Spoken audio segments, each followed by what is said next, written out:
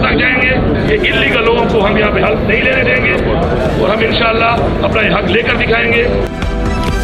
आपका दिल चाहेगा कौमी असम्बली तहलील कर दें, आपका दिल चाहेगा आप ओथ लेने से इनकार कर दें, आपका दिल चाहेगा आप असम्बलियाँ डिसॉल्व कर दें, आपका दिल चाहेगा आप सेनेट का इलेक्शन नहीं करा रहे। इलेक्शन कमीशन को KPK के इलेक्शन मुलतवी नहीं करने चाहिए, ये तो लीगल मसला है।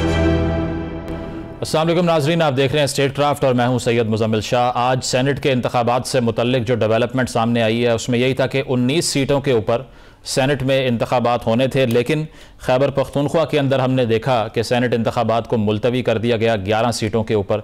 और वजूहात उसकी यही थी जो स्पेशल सीट से मुतल्लिक फ़ैसला था। इलेक्शन कमीशन ने इससे पहले जो स्पेशल सीट्स के मेंबरान थे उनके हल्फनामे से उसको मशरूत किया था, लेकिन हमने ये देखा कि मखसूस सीटों के ऊपर जो अपोजिशन ने सेनेट इंतखाबात को मुलतवी करने की दरख्वास्त जमा कराई थी, इसके बाद सूबाई इलेक्शन कमिश्नर की तरफ से इंतखाबात में डिले सामने आ गया। और अली अमीन गंडापुर साहब जो कि वज़ीर आला हैं KP में, उन्होंने भी ये कहा कि हम जो स्पेशल सीट्स हैं ये हासिल करने के लिए आखिरी हद तक जाएंगे। अब ये आखिरी हद से क्या मुराद है और क्या मतलब है ये भी समझना मुश्किल है यहाँ पर, लेकिन एक डेडलॉक की सूरत हाल सेनेट के अंदर भी अनफॉर्चुनेटली क्रिएट हो चुकी है। इसके साथ साथ ये कि जो इस्लामाबाद हाई कोर्ट के जजेस के हवाले से जो मामला था सुप्रीम कोर्ट के अज़ खुद नोटिस के हवाले से, उस पर अब ये कहा जा रहा है कि एक तो ये फ़ैसला दबाव में लिए जाने का एक खदशा ज़ाहिर किया जा रहा है, और दूसरी चीज़ ये कि PTI का उस पर एतराज़ बरकरार है। पहले उन्होंने लार्जर बेंच का मुतालबा किया, लेकिन इसके बाद में उन्होंने फुल कोर्ट का इजलास बुलाने की बात की। रऊफ़ हसन साहब ने यह भी कह दिया कि चीफ़ जस्टिस ऑफ पाकिस्तान को रिज़ाइन करना चाहिए, बेंच से अलहदा होना चाहिए।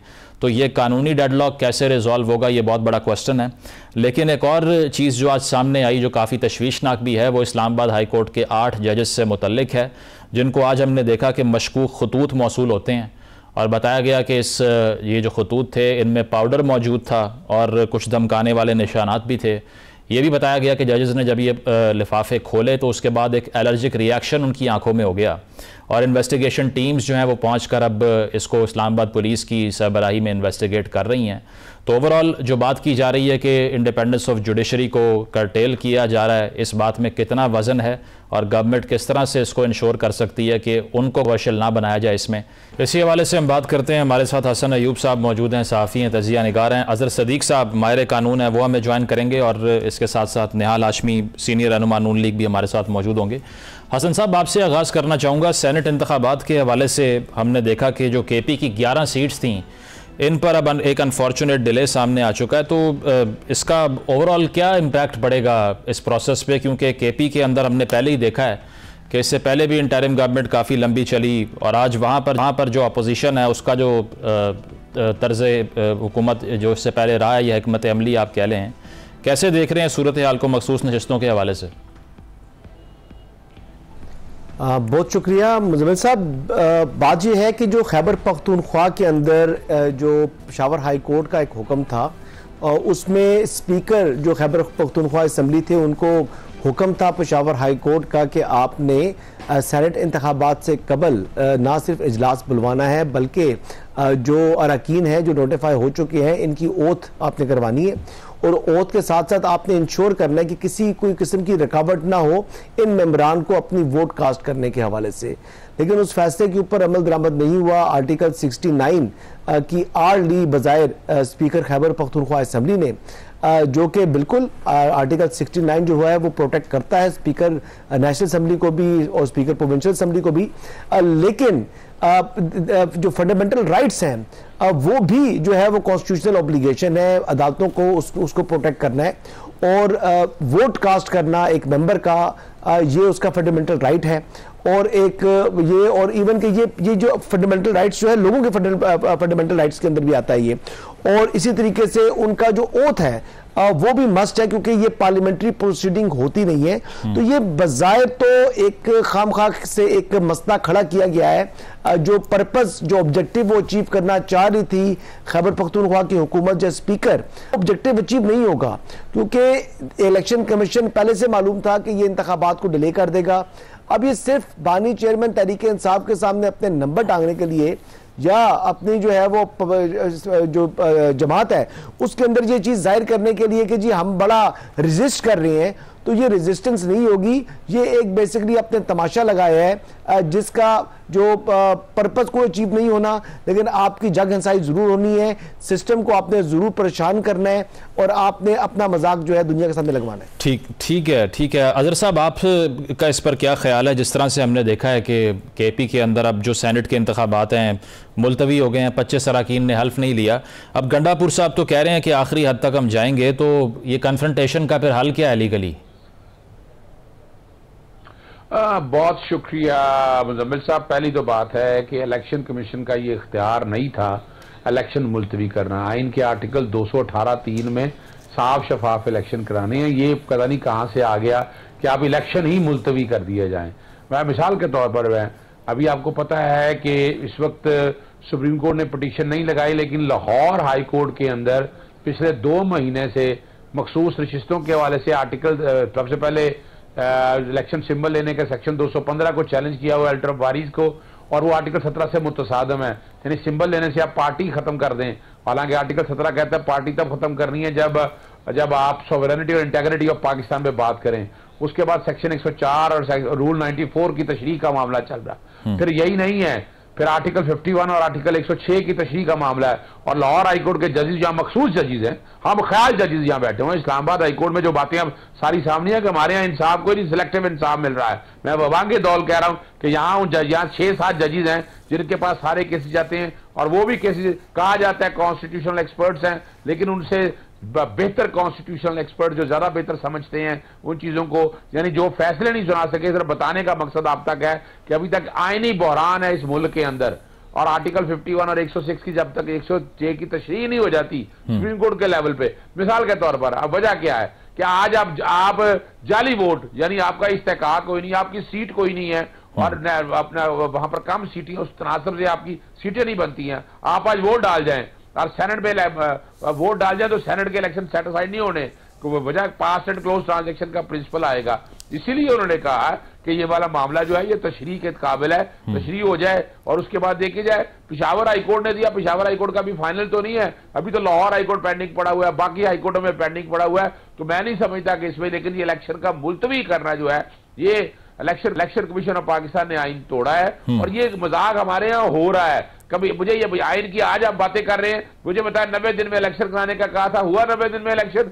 बड़ी वाज़ेह तौर पर यह कहा गया था कि इलेक्शन मुलतवी कर दिए गए इस बुनियाद के ऊपर कि जनाब हल्का बंदी होनी है। कहां लिखा है इनके अंदर? हमने मुश्तरका मफादत का, हमने आइन का एक मोम की बत्ती उसकी तरह से, मोम की तरह से जिधर मर्जी उसको मोड़ लें, और यही कुछ हो रहा है पाकिस्तान के अंदर। जितना आइन इस 3 सालों में तोड़ा गया ना, इल्जाम लगाते रहे पाकिस्तान तहरीक इंसाफ कोशिश कर रही है कि आइन पाकिस्तान पर अमल दरामद हो, लेकिन जितना आइन पीडीएम की जमातों ने तोड़ा है, अभी एक और आइन नहीं तोड़ा आपने, मुझे बताएं कहा? आर्टिकल 226(6) बड़ा वाज़ेह है कि जिसमें लिखा हुआ है कि निगरान सेटअप वाले जो है इमीडिएट इलेक्शन नहीं लड़ सकते। आपने मोहसिन नकवी को इलेक्शन लड़ा दिया, आपने काकड़ को इलेक्शन लड़ा दिया, आपने हसीबा को इलेक्शन लड़ा दिया। ना सिर्फ इलेक्शन लड़ाया, उन्हें बाकायदा वजीर भी बना दिया, और ये आईन है पाकिस्तान 1973 में लिखा हुआ है। मैंने बाकायदा रिप्रेजेंटेशन दी है इलेक्शन कमीशन को, लेकिन जो कि इलेक्शन कमीशन अपनी मर्जी से काम कर रहा है, उसे इससे कोई लेना देना नहीं है, कोई कंसर्न नहीं है। इलेक्शन कमीशन के सामने 60 दिन फॉर्म 45 के हवाले से हम लोगों ने बैठे रहे, पिटीशनें फाइल की, इलेक्शन कमीशन ने वहां कुछ नहीं किया। अब इलेक्शन ट्राइब्यूनल के सामने मामले में दूसरी बात की तरफ सिर्फ बताना ये है कि थोड़ा कड़वा थोड़ा मीठा, आप थू नहीं हो सकता।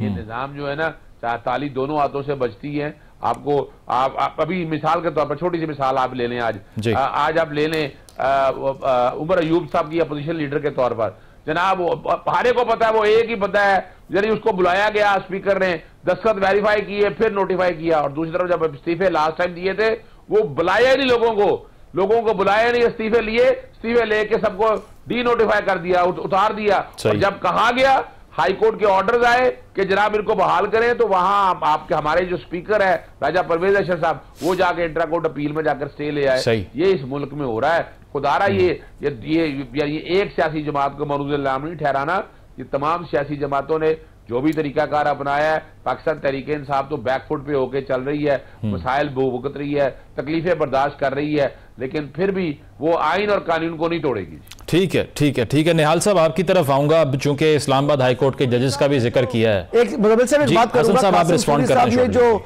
अपनी रूलिंग दी थी वो आईन और कानून के मुताबिक थी ना, फिर अपहेल्ड हुई थी वो सुप्रीम कोर्ट ऑफ पाकिस्तान से। ये काम स्टार्ट तो पीटीआई ने किया हुआ है, फैक्ट तो स्टेट करे ना, बाकी के ऊपर इल्जाम लगा रहे हैं। अपनी कह रहे हैं जी कि पीटीआई ने, जो अजहर साहब कह रहे हैं कि पीटीआई जो है वो आईन और कानून के मुताबिक चल रही है। कितने चल रही है? नहीं, वो तो सफर कर रही है पीटीआई। पहले जो है वो अब जो तरीका एतमाद को एक जो है अपनी रूलिंग के जरिए खत्म कर दिया, वो कॉन्स्टिट्यूशनल ऑब्लिगेशन थी। उस टाइम अगर कार्रवाई होती तो आइंदा अगर किसी ने आईन तोड़ा तो ना तोड़ने की जरूरत ना करता। ठीक है, ठीक है। हसन साहब मैं इस पे आता हूं। निहाल साहब आप क्या समझते हैं, इस्लामाबाद हाई कोर्ट के जजेस का पहले जो खत है, इस पे कमीशन बनना, फिर तसद्दुक जलानी साहब का नाम आना, उन्होंने फिर माजरत कर ली, इसके बाद सो मोटो हो गया, गवर्नमेंट के लिए सेटबैक नहीं है ये कि उन्होंने एक शख्सियत का इंतखाब किया और उन्होंने माजरत कर ली उसके बाद में? ये म्यूजिकल चेयर हो रहा है। Supreme court, high court, high court, supreme court, supreme court, high court, Islamabad court, Lahore court, यही हो रहा है। फिर इलेक्शन कमीशन हो रहा है। ये बात बहुत वाज़ेह और दो टोक 2008 में जब COD बना था, चार्टर ऑफ डेमोक्रेसी, तो उस वक्त मोहम्मद नवाज शरीफ साहब और मोहतरमा बेनजीर भुट्टो साहब ने कहा था कि आओ fact finding truth and reconciliation commission बनाया जाए, जिसमें हर कोई को सामने बैठाया जाए और वो अपने माजी की गलतियों से का एतराफ करे और हम आगे बढ़ने के जो हमारे तरीके कार है उसको वाजे करें और उसके तहत ही हम आइंदा डिफाई ना करें आइन को, कानून को, नॉर्म्स को, पॉलिटिकल कल्चर को, और उसके बाद हम आगे चल। मगर हमारे यहाँ हर किसी को उस वक्त इमरान खान साहब ने उसको नहीं मारा और फिर उसके बाद एक नारा उन्होंने नारा लगा दिया।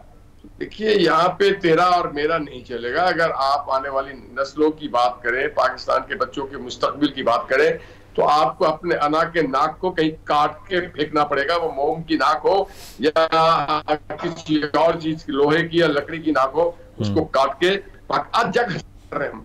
ये जो हम ये मैं अभी टीवी पे बात कर रहा हूँ, अगर मैं अपने किसी दोस्त के खिलाफ बात करूं या कोई ऐसी बात करूं या पाकिस्तान, तो ये तो अब जैसे ही ऑन एयर होगा तो ये हमारा एसेट नहीं रहता, वो पूरी दुनिया देखती है। तो पूरी दुनिया हमें देख रही है और पूरी दुनिया हमें जज कर रही है। इन्हीं बुनियादों पे जनाबे वाला आपके साथ तिजारत भी होगा, आपकी मईशत के भी मामलात होंगे, आपकी सकाफत के भी मामलात होंगे, आपके कल्चर के भी मामलात होंगे और इसी के बुनियाद पे आपकी तरक्की मुनसर करती है। मगर यहाँ वो आके पूछते हैं कि किसकी बात करें, यहाँ कौन ईमानदार है, कौन शरीफ है। हम बोलने से पहले हमें सोचना चाहिए एक दूसरे पे इल्जामात। फिर यहाँ हर इदारा अपने आप को कानून से बाला है, हर इदारा। मैं समझता हूँ कि जनाब ये इस तरह की चीजें नहीं होनी चाहिए। इस हद तक निहाल साहब ये कता कलामी की माजरत, ये जिस तरह से हमने ये खत देखा है, अब लग तो यही रहा है कि इस्लामाबाद हाई कोर्ट के जो जजेस हैं वो काफ़ी प्रेशर में ये सब कुछ इसका इजहार कर रहे थे। लेकिन अब जिस तरह अज़मा बुखारी साहिबा कह रही हैं कि इस्लामाबाद हाई कोर्ट तो PTI को रिलीफ देती रही है, तो ये मुनासिब है कि जजेस जो हैं वो इतने अंडर ड्यूरेस काम कर रहे हैं और आप उनको एक्यूज़ कर रहे हैं कि वो प्रो PTI काम कर रहे हैं? देखिए, एक तो अंडर ड्यूरेस काम नहीं करना चाहिए। मेरे पास माजी के दो मिसाल हैं। एक वो जजेस जिन्होंने LFO या PCO पे हलफ नहीं लिया, जिसमें नासिर असलम जाहिद साहब और वजीउद्दीन साहब, कमाल मंसूर आलम साहब, खलीलुर रहमान साहब, सईद सिद्दीकी, और दूसरा बड़ा डेयरिंग जज मैंने शौकत अजीज सिद्दीकी को देखा, जिन्होंने बरमला कहा कि फैज हमीद और ISI के लोग मेरे पास आए, जिन्होंने बरमला कहा कि ये लोग मुझे काम नहीं करने, जिन्होंने बरमला हर बात का इकरार किया और उन्होंने अपने मदर बार के पास आके कहा और उन्होंने कहा कि मैं आइन और कानून के तहत अपना। तो ये दिलेरी की बात थी। हर जज नहीं, उस दिलेरी के तो साथ खड़ी हुए थे नून लीग वाले, लेकिन अब नहीं हो रहे। बात ये है नहीं, हम तो जजों के साथ हैं, जज के साथ नहीं, इंसाफ के साथ खड़े होंगे, हर इंसाफ करने वाले के साथ। ठीक है, जज के साथ। देखिए, जज अलग चीज है, अदालत अलग चीज है, इंसाफ अलग चीज है। हमारे यहाँ बात जजेस, मैं डेली प्रैक्टिस में तो अभी भी कोर्ट से आ रहा हूँ, हमारे यहाँ बात जजेस का भी ये प्रैक्टिस रहा है कि वो जज कम, डिप्टी कमिश्नर ज्यादा होते हैं, SDM ज्यादा होते हैं, SP ज्यादा होते हैं। सही। जज अल्लाह सबसे ज्यादा अगर किसी के ऊपर जो करीब है वो जज होता है, इंसाफ करने वाला होता है। मगर अगर जज को भी प्रॉफिटेबल और कोई ओहदा समझ लिया जाए और हैंड पिक होता हो और चूज होता हो, तो फिर नहीं चलेगा। मतलब शख्सियात की इंपॉर्टेंस नहीं होनी चाहिए। ठीक है, पॉइंट आ गया निहाल साहब आपका। प्रोग्राम में एक ब्रेक शामिल करते हैं, ब्रेक के बाद वापस आएंगे। Stay with us. Welcome back नाजरीन, गुफ्तगू के सिलसिले को आगे बढ़ाते हैं। हसन साहब, आप एक तो रिस्पॉन्ड कर दीजिए अजहर साहब की बात पे, और दूसरा जिलानी साहब ने जो माजरत की इसकी एक वजह यह भी बताई जा रही है कि फुल कोर्ट इजलास के उन्होंने मिनट्स मांगे, उन्हें नहीं मिले। तो आपको लगता है कि यही वजह थी या कोई और वजह है? नहीं, ये वजह नहीं है। जब आपने कमीशन बन गया, कमीशन के जब TORs बन गए, TORs आपने कहा कि मेरे साथ शेयर करें, नोटिफाई कर दिया गया उनका नाम, तो यानी उनकी कम्युनिकेशन हो रही थी जो लॉ मिनिस्टर हैं आजम नज़ीर तारड़ साहब से, तो उन्होंने ओके किया था ना, पहले कंसेंट दिया था, बाद में उनको सेकंड थॉट आई या कोई प्रेशर आया या कोई दबाव आया जिस वजह से उन्होंने जो है वो बैकआउट कर गया। मेरे ख्याल से साबिक चीफ जस्टिस का एक बात को कमिट करके उससे वापस बैकआउट हो जाना मुनासिब नहीं है। यानी अगर हमारे बुजुर्ग जो इस किस्म के सीनियर हैं, अगर वो इस किस्म के दबाव के अंदर इस किस्म की मसाले सेट करेंगे तो नौजवानों पर तो फिर कोई गिला नहीं है। फिर तो यानी दीगर जो जजेस हो जाएंगे, अगर वो प्रेशर लेंगे तो उन पर क्या गिला बंदा कर सकता है? हाई कोर्ट के जजेस पर क्या गिला करे? अब वो ठीक है, यानी जस्टिस जहांगीरी साहब के घर से जो कैमरे निकले, तो कैमरे निकलने के बावजूद उन्होंने उसकी आज तक रपट तक दर्ज नहीं कराई, और बीइंग यानी क्रिमिनल लॉयर उनको मालूम है कि जी FIR दर्ज करानी चाहिए थी, ये उनका राइट था। जब तक आपने किस चीज को, इंसिडेंट को आपने रिपोर्ट ही नहीं किया, तो आप किस तरीके से कह सकते हैं जी कि उसकी आगे से जो है वो यानी कि चीफ जस्टिस जो है वो सुप्रीम कोर्ट ऑफ पाकिस्तान को जाकर रिपोर्ट जमा करानी थी ये, या ये किसी अदालती कमीशन मुकर्रर कर रहा था इस रिपोर्ट के लिए या इस FIR के लिए? तो ये कुछ काम ऐसे थे जो जजेस ने करने थे, जो 1 साल तक उन्होंने नहीं किए, जो खुद करने वाले काम नहीं किए, लेकिन हाँ उन्होंने खत जरूर लिख दिया।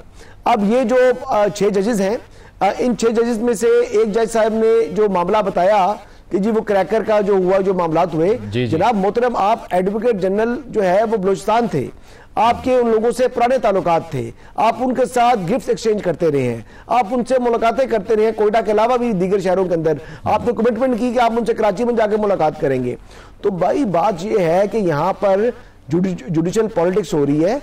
ये कोई टीरियन वाइट केस वाले मामले में ब्लड प्रेशर हाई हो गया एक जज साहब का, वो तो मल्टीपल वाकयात बता रहे हैं ना कि पता नहीं कितनी देर से ये सब होता आ रहा है। कौन से जज साहब का बात कर रहे हैं जिनका उसमें नाम तो नहीं लिखा हुआ, लेटर में नाम नहीं लिखा हुआ, लेकिन ये लिखा हुआ है कि चूंकि उन्होंने मेंटेनेबिलिटी को नहीं माना केस की, तो जो धमकियां दी गई रिश्तेदारों को, बाद में उससे उनका BP हाई हो गया, अस्पताल में एडमिट हो गए। जी उसी उन्हीं की बात कर रहा हूं ना मैं। अच्छा, अब दूसरा ये देख ले कि एक जज साहिबा जो है जिनका कोई ताल्लुक ही नहीं था, यानी 3 जजेस तो ऐसे हैं जिनका कोई इंसिडेंट भी नहीं है, कोई वाकया भी नहीं है, ना उनको कोई धमकी मिली है, लेकिन उन्होंने बहती गंगा में जो है वो हाथ धोते हुए उन्होंने जनाब वो जो है ना दस्तखत कर दिए या अलायंस शो कर दिया। भाई आपका काम था, अगर किसी ने आपसे कोई यानी बात करने की कोशिश भी की या इंटरफेरेंस करने की कोशिश की, तो आप जजेस ऑफ जो है वो सुपीरियर जुडिशरी थे, आप हाई कोर्ट के थे जजेस थे, आप उनको कंटेम्प्ट जो है वो जारी कर सकते थे। जैसे मैंने पहले भी 2 प्रोग्राम से बोला कि जनाब मोहसिन अख्तर कियानी साहब ने honourable prime minister of the day को जो है वो कर लिया, समन कर लिया, उनको बुला के पूछ लिया। तो मेरा नहीं ख्याल कि कोई ब्रिगेडियर रैंक का जो मैक्सिमम जिसके ऊपर जिसका जिक्र किया गया है, सेक्टर कमांडर, वो प्राइम मिनिस्टर ऑफ पाकिस्तान से ज्यादा ताकतवर है। हसन भाई, एक और चीज पे भी आपका कमेंट जो है ना वो जरूरी है। बिल्कुल, वो इस्लामाबाद हाई कोर्ट का जिस तरह हमने देखा है आज, जस्टिस आमिर फारूक साहब ये कह रहे हैं कि 8 जजेस ऐसे हैं जिनको मशकूक खत मौसूल हुए हैं, किसी खातून का उस पर नाम है, पता कुछ नहीं है, और उसके अंदर कोई पाउडर है, और वो खोलने के बाद उनकी आंखों में भी एलर्जी हुई है, तो ये हुए हैं जी। ये खतूत मौसूल हुए हैं जी। तो मजीद प्रेशर में आ रहे हैं फिर जजेस। आप तो ये कह रहे हैं कि वो सही कानूनी तरीका 8 जजेस को हुए हैं जी, फिर 6 वाले खत वालों को तो खाली नहीं मिले ना, ये तो फिर चीफ जस्टिस को भी मिला और जस्टिस मियां गुल हसन औरंगजेब साहब को भी मिला, तो बाकी जो 6 उनको भी मिला।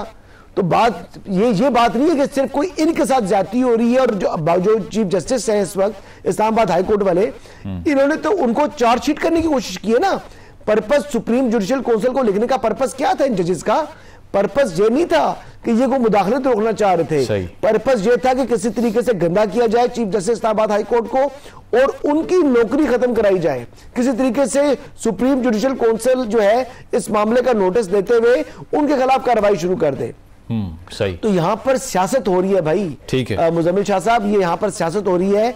यहाँ पर किसी किस्म की भी जो है ना वो रूल ऑफ लॉ को अपराइट रखने के लिए या अदलिया की आजादी की खातिर जो है ना ये खतूत नहीं लिखे गए। यहाँ पर एक जज को इन जजेस का लीडर बनने का शौक था, मतलब प्रिंसिपल की जंग नहीं है, जजेस का लीडर बनने का शौक था, और सुप्रीम कोर्ट ऑफ पाकिस्तान की तरफ से ही एक शख्सियत है जिनका इस सारे मामले पर इनको आशीर्वाद हासिल था। ठीक है, अजहर साहब आप भी इसको रिस्पॉन्ड कर दीजिए। ये लेटर जो मौसूल हुआ है 8 जजेस को, उसके ऊपर एंथेरिक्स लिखा हुआ है, और ये भी है कि वो जब खोला उन्होंने तो 8 जजेस ये बात बता रहे हैं कि उनकी आंखों में एलर्जी शुरू हो गई। उन्होंने DIG पुलिस को भी बुला लिया। हाउ सीरियस इज दिस कि ये बहुत आसान हो चुका है, इस तरह की जो एक्टिविटीज़ हैं इनको रोकना पुलिस का काम नहीं है क्या?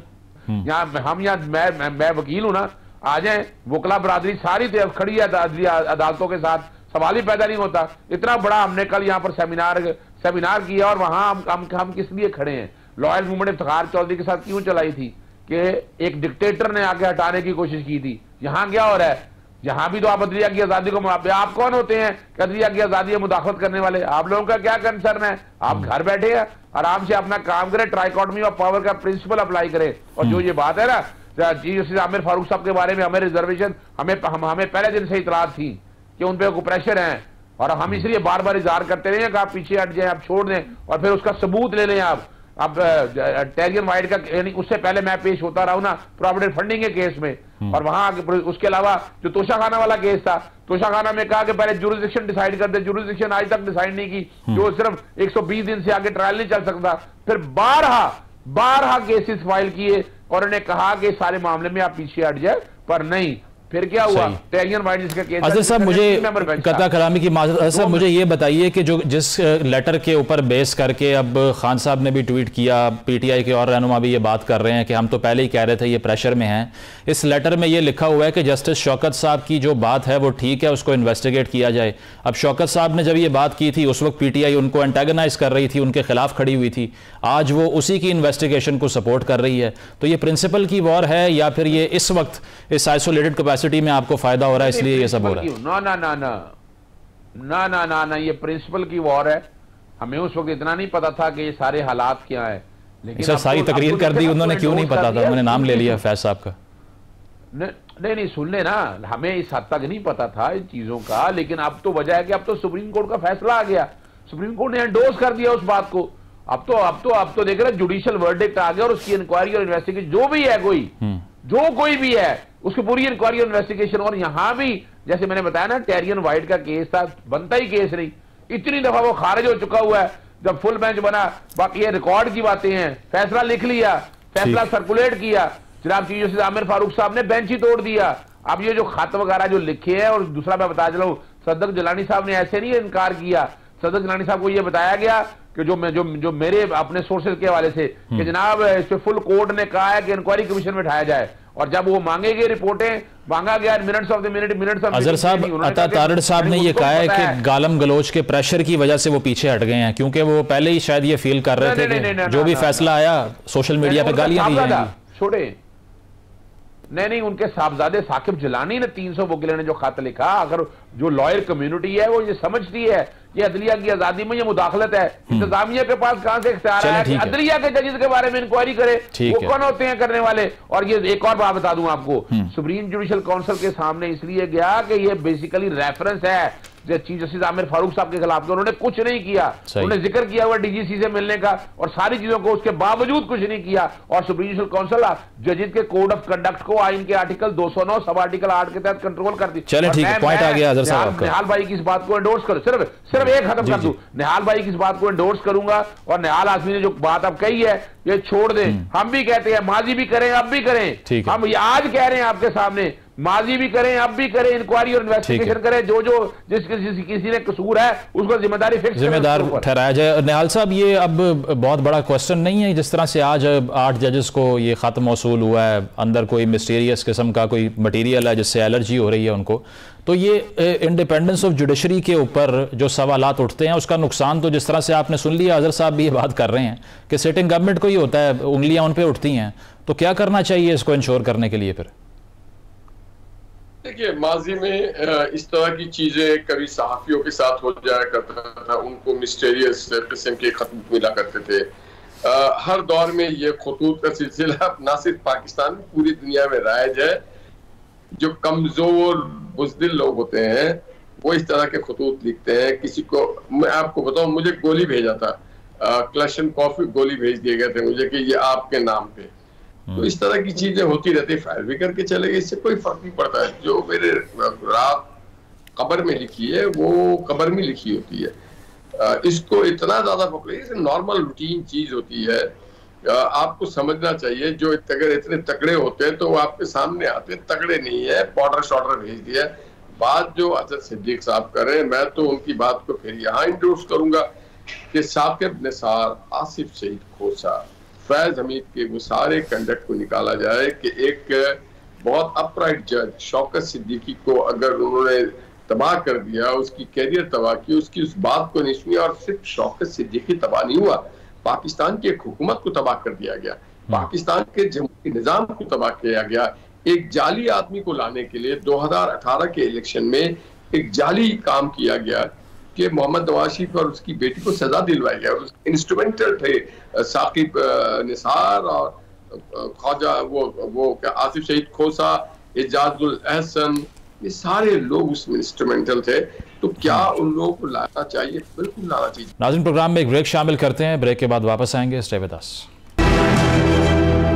वेलकम बैक नाज़रीन, पैनल हमारे साथ मौजूद है, डिस्कशन को कंटिन्यू करते हैं। शॉर्टली मैं एक कमेंट चाहूँगा इस पे कि अब नून लीग को भी काफ़ी जजेस पे एतराज़ रहा है हिस्टोरिकली। अब अगर पीटीआई कह रही है कि जस्टिस फायज ईसा साहब इस बेंच से अलहदा हो जाएं, तो फिर उसी प्रिंसिपल को अगर अप्लाई करें तो इसको भी मान लेना चाहिए, नहीं? पीटीआई तो इमरान खान के अलावा वो चाहते हैं कि इमरान खान ही बेंच के हेड करें, वही चीफ जस्टिस बने, वही सदर पाकिस्तान, वही आर्मी चीफ बने, वही वजीर आजम बने। काजी फायज ईसा जैसा अब तक यहाँ कोई जज नहीं आया। ये तो चिपट देना, चिपट दिख को शोरबा है। तो ठीक है हसन साहब, जिस तरह से अब रऊफ, एक छोटा सा जी अदर साहब आप शॉर्टली रिस्पॉन्ड कर दें, फिर मैं जाता हूँ हसन भाई की तरफ। हाँ बस कुछ नहीं, मैं निहाल भाई बातें तो सारी सही करते होते हैं, लेकिन ये बड़ा मुश्किल काम है डंडी मारना।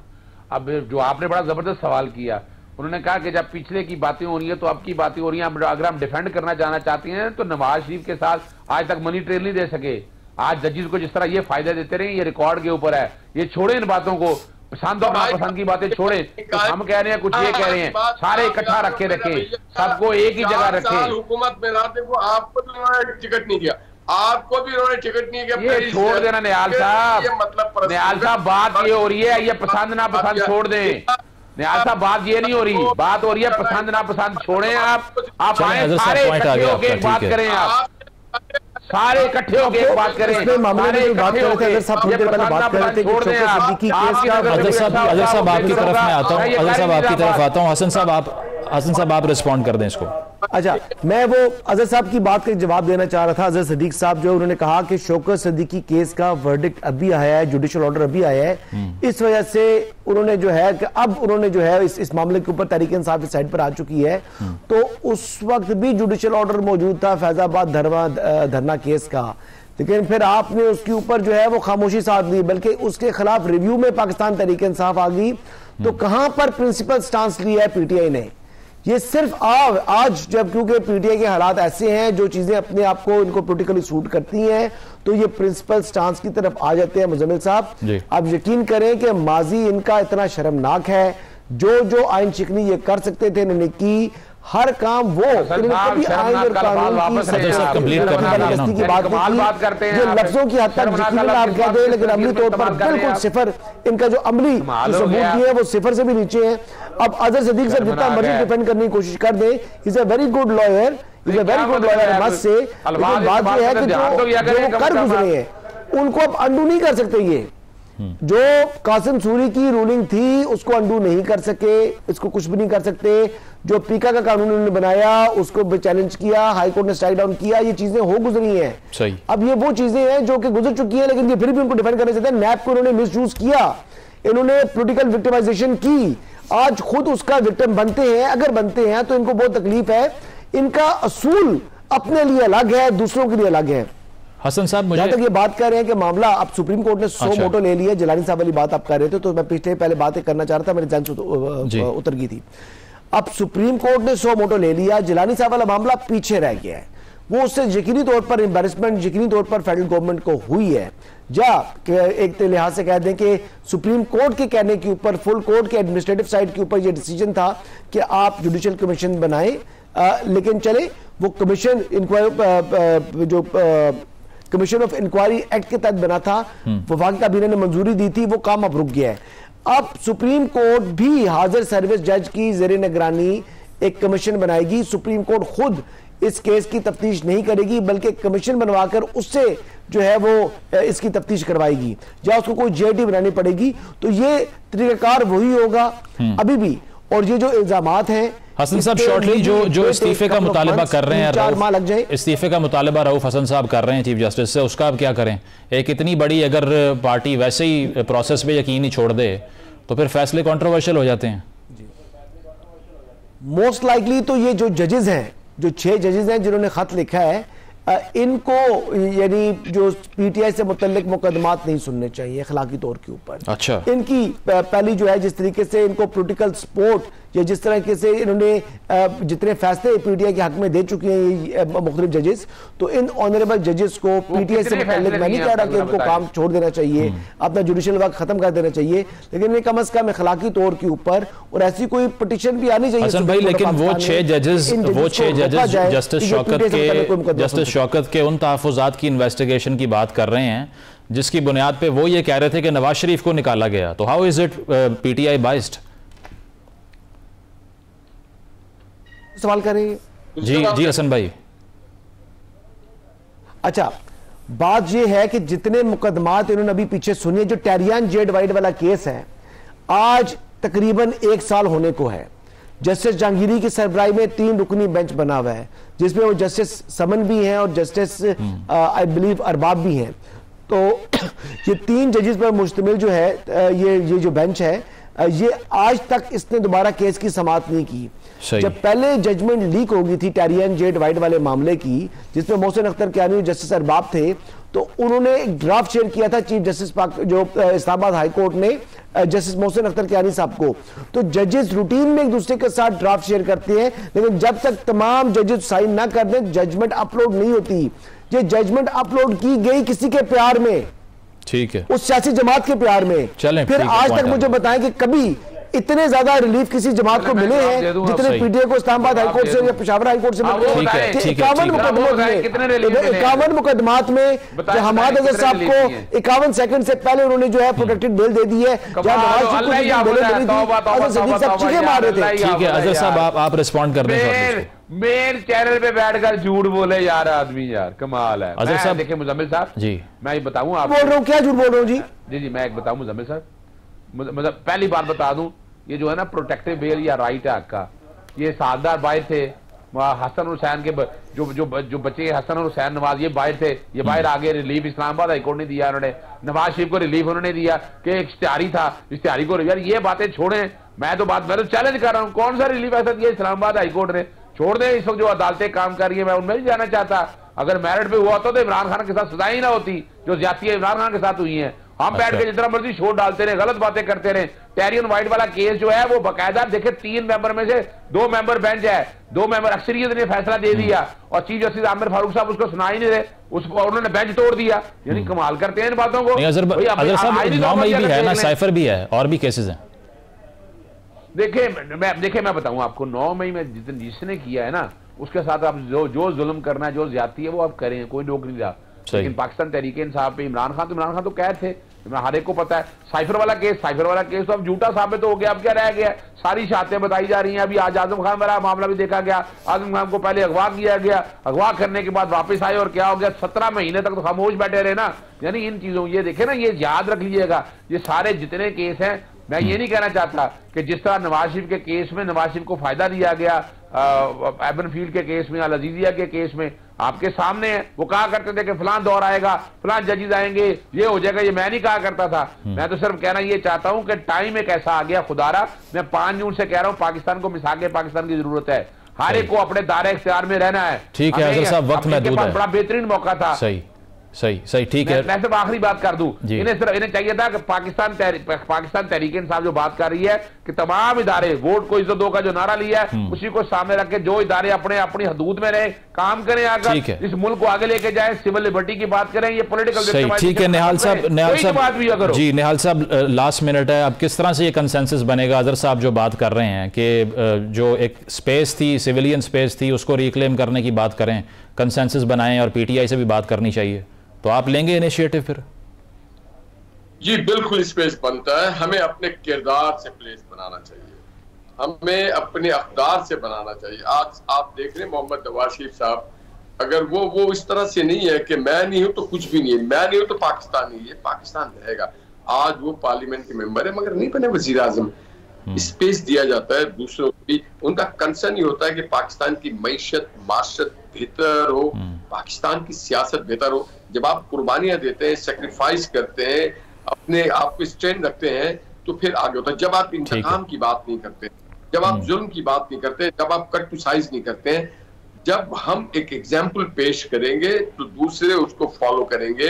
मैं ये समझता हूँ कि 4 सालों में पीटीआई के दौर में जो पाकिस्तान की मईशत, माशरत, अखलाकियात, किरदार, पाकिस्तान की जुडिशरी, पाकिस्तान की एग्रीकल्चर, पाकिस्तान की इंडस्ट्री के साथ किया गया, पाकिस्तान की यूथ के साथ किया गया, उसके बाद इनके पास वो रूम और वो पैसेज नहीं होता, वो गुंजाइश होती है। ठीक और जनाब वाला की इंक्वायरी करा लें, आप पता चल जाएगा मईशत किसने ठीक की, सारा कुछ हमने ठीक किया। वक्त खत्म हो चुका है, वक्त खत्म हो चुका है। अजहर साहब बहुत बहुत शुक्रिया। अजहर सदीक साहब, हसन अयूब साहब, हाल हाशमी साहब मौजूद थे और ज़रूरत इसी अमर की है कि एक पॉलिटिकल कंसेंसस बने और इंतकामी सियासत जो है इसका जो सर्कल है इससे तमाम सियासी पार्टियां बाहर निकलें। एक ब्रेक शामिल करते हैं, ब्रेक के बाद वापस आएंगे। Stay with us.